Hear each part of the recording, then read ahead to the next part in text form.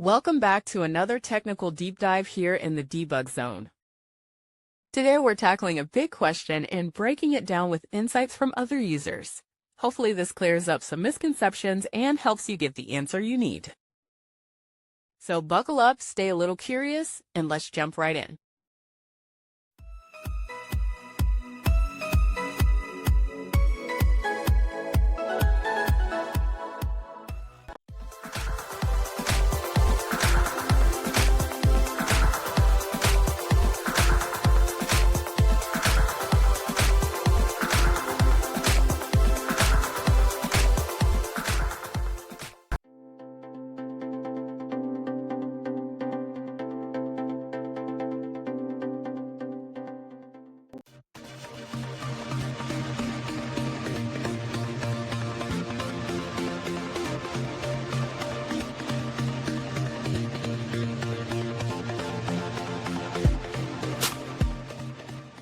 And that's a wrap.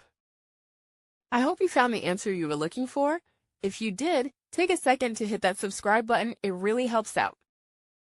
And let me know in the comments which solution worked best for you.